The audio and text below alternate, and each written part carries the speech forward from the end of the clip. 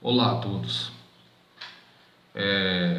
Devido ao que ocorreu no último domingo, os últimos fatos aí da tentativa de libertação, na tentativa de libertar o presidiário Luiz Inácio Lula da Silva, o Lula, através do desembargador Rogério Fravetto, que respondia como plantonista lá no TRF4, estava o desembargador Rogério Fravetto estava tentando, não concedeu, na verdade, concedeu o HC, quer dizer, o HC é o habeas corpus para o Lula, que foi pedido através dos 3 deputados do PT. Vejam só, o Valdir Damus, que é do PT do Rio de Janeiro, o Paulo Pimenta, do PT do Rio Grande do Sul, e o Pedro Teixeira, do PT de São Paulo. Eles foram lá e ingressaram com esse HC que, curiosamente, ou então,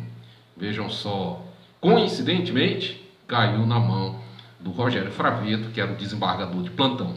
Há um pequeno histórico que está aí circulando por todas as mídias sociais, fala que a relação do Rogério Fravetto com o PT.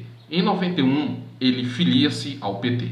Em 2001, foi procurador de Porto Alegre, na época que Tasso Genro era prefeito lá, que por sinal é do PT também.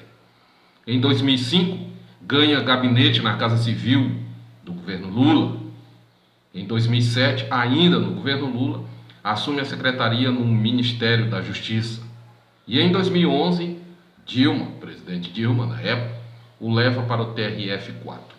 Aí você pode estar vendo por que o desembargador desse ele não se declarou suspeito para julgar o HC de um criminoso do PT. O homem é criminoso, está condenado. E ele foi acima da sua atribuição legal. Hoje nós sabemos, pelo desenrolar dos fatos, que ele estava extrapolando, ele ia cometer uma injustiça que, graças a Deus, foi revertida através do juiz Sérgio Moro, através dos outros, do relator e do presidente do TRF4, né? O presidente do TRF4. Eles, o Thompson, que é o presidente do TRF4, e o relator,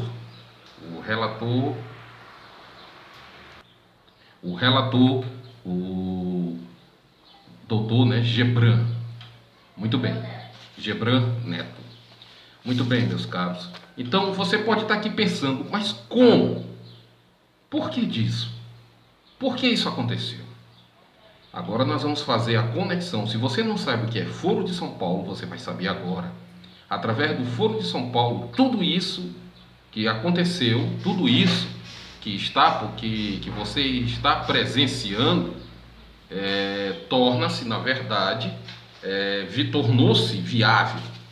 Vou aqui trazer para você uma pequena coletânea, depois eu direi de onde eu te extraí do artigo, que fala sobre a atuação do Foro de São Paulo. Olha ali.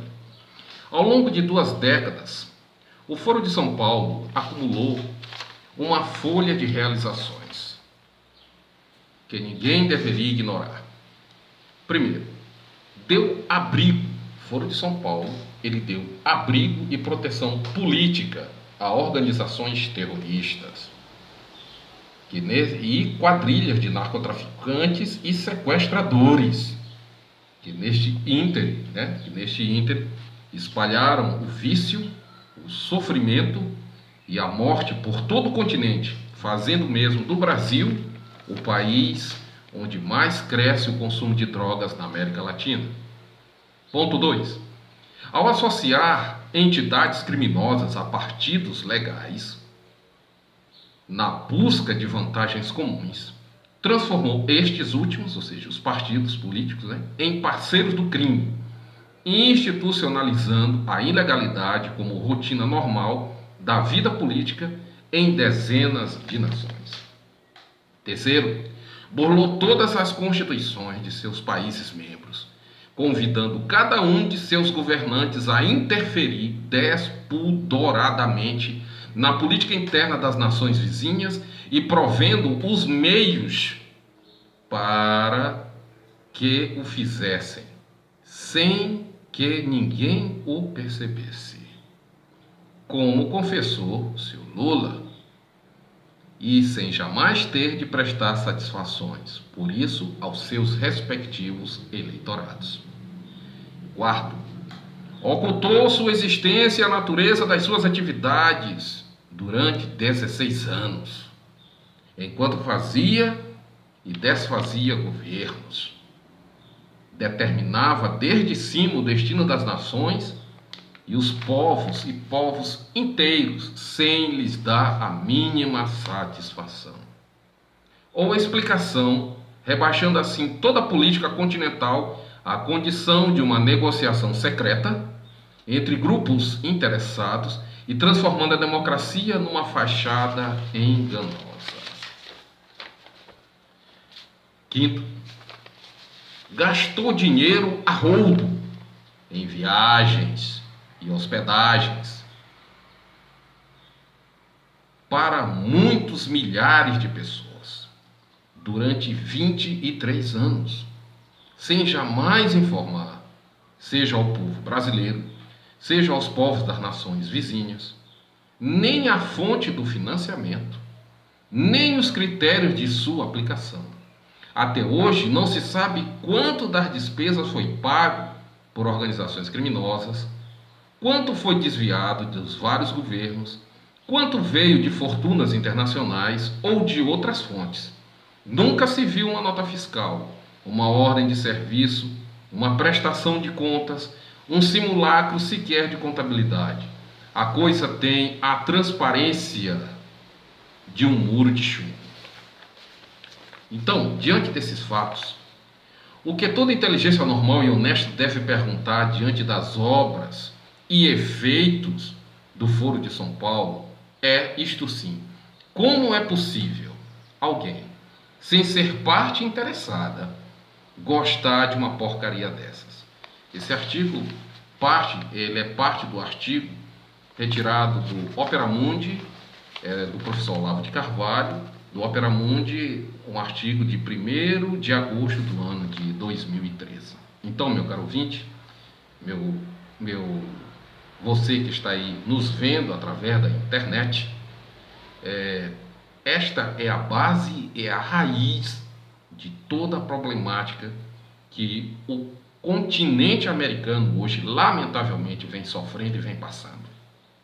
Você pode ver, é apenas uma das cabeças dessa hidra vermelha, apenas uma das cabeças, é o Foro de São Paulo. Existem outros meios, existem outras ramificações, outra que sai desse tronco maligno.